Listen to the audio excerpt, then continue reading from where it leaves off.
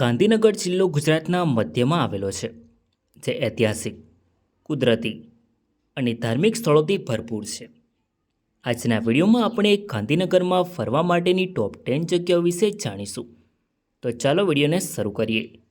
Number 10. Vithalbhai Patel ભવન. વિઠ્ઠલભાઈ પટેલ ભવન એટલે ગુજરાત વિધાનસભા, જે ગાંધીનગર સેક્ટર 10 કેપિટલ કોમ્પ્લેક્સમાં તળાવની વચ્ચે સ્થિત આધુનિક સ્થાપત્યનું સુંદર સ્થળ છે, જે સરદાર વલ્લભભાઈ પટેલના મોટા ભાઈ વિઠ્ઠલભાઈ પટેલના નામે 1982માં બનેલું.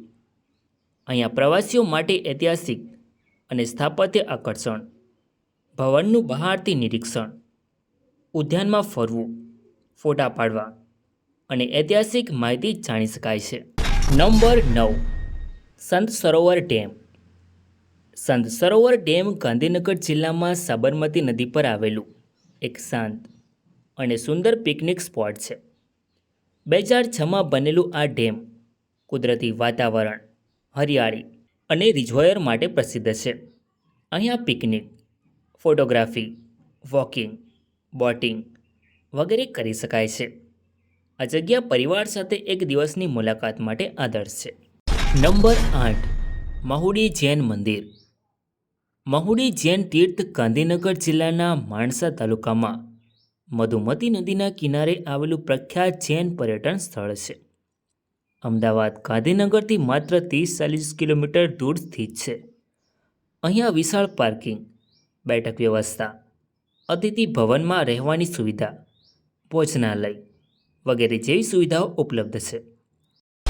નંબર 7. Children park.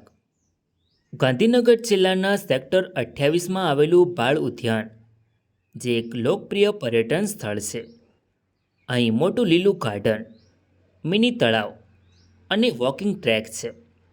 અહીંયા બાળકો માટે ટ્રેન, બોટિંગ, વિવિધ રાઇડ્સ, સ્વિંગ્સ અને ઓપન પ્લે ઝોન વગેરે પ્રવૃત્તિઓ કરી શકાય છે. તમે અહીંયા ફરવા માટે જઈ શકો છો. નંબર 6. અડાલજ વાવ. અડાલજ વાવ ગાંધીનગર જિલ્લાનું પ્રસિદ્ધ પર્યટન સ્થળ છે, જે 1499માં રાણી રુદાબાઈએ પોતાના પતિ માટે બનાવેલી આ 5 માળની વાવ ગુજરાતની વાસ્તુકલાનું અદ્ભુત નમૂનો છે, જે ગાંધીનગરથી 5 કિલોમીટર દૂર અડાલજ ગામમાં આવેલી છે.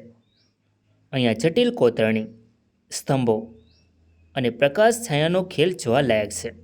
નંબર 5. ત્રિમંદિર. ગાંધીનગર જિલ્લાના અડાલજ ગામે આવેલું દાદા ભગવાન ત્રિમંદિર એક અનોખું આધ્યાત્મિક પ્રવાસન સ્થળ છે, જે ગાંધીનગરથી માત્ર 7 કિલોમીટર દૂર અમદાવાદ મહેસાણા હાઈવે પર આવેલું આ ત્રિમંદિર જૈન, શૈવ અને વૈષ્ણવ ધર્મને એક જ છત્ર હેઠળ લાવે છે. અહીંયા પર પાર્કિંગ, ભોજનશાળા અને રહેવાની વ્યવસ્થા ઉપલબ્ધ છે.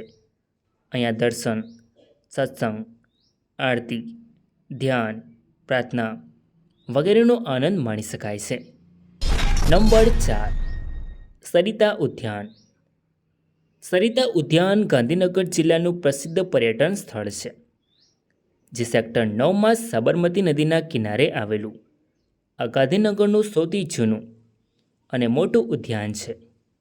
અહીંયા બાળકો માટે સ્લાઇડ, હિંચકા અને રમતની જગ્યા, વોકિંગ વગેરે કરી શકાય છે.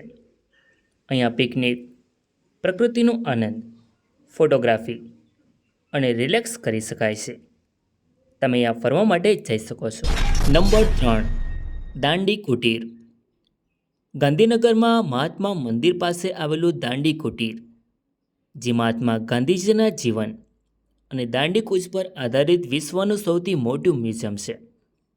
મીઠાના ઢગલા જેવા આકારની આ ઇમારત આધુનિક 3D, હોલોગ્રાફી અને ઇન્ટરકીટ ટેકનોલોજીથી સજ્જ છે.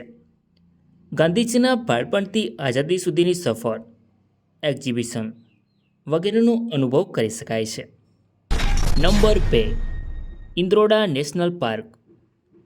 ઇન્દ્રોડા નેશનલ પાર્ક, જે ગાંધીનગર જિલ્લામાં સાબરમતી નદીના કિનારે 400 હેક્ટરમાં ફેલાયેલું ભારતનું જોરાસિક પાર્ક છે. અહીંયા ડાયનોસોર મોડેલ, ફોસિલ જોવું જો બોટનિકલ ગાર્ડનમાં વનસ્પતિ અનુભવ, વાઇલ્ડરનેસ વોકિંગ, ફોટોગ્રાફી અને શૈક્ષણિક ટૂર કરી શકાય છે. તમે અહીંયા ફરવા માટે જઈ શકો છો. નંબર 1, અક્ષરધામ મંદિર. અક્ષરધામ મંદિર જે ગાંધીનગર જિલ્લામાં આવેલું ખૂબ જ પ્રસિદ્ધ સ્વામિનારાયણ મંદિર છે, જે ખૂબ જ શાંતિપૂર્ણ અને સુંદર જગ્યા છે. આ મંદિર ભગવાન સ્વામિનારાયણને સમર્પિત છે. અહીં સુંદર શિલ્પકામ, ગાર્ડન અને એક્ઝિબિશન જોવા મળે છે. અહીંયા સાઉન્ડ એન્ડ લાઇટ શો, સાંસ્કૃતિક એક્ઝિબિશન, ગાર્ડનમાં વોક વગેરે પ્રવૃત્તિઓ કરી શકાય છે. તમે અહીંયા ફરવા માટે જઈ શકો છો. તો આ હતી ગાંધીનગર જિલ્લામાં ફરવાની ટોપ 10 જગ્યાઓ. વિડીયો ગમ્યો હોય તો લાઈક કરીને કમેન્ટમાં તમારી મનપસંદ જગ્યાનું નામ જરૂર લખો. અને ચેનલમાં નવા હોય તો આવા જ અવનવા વિડીયો જોવા માટે ચેનલને સબસ્ક્રાઈબ જરૂર કરો. ધન્યવાદ.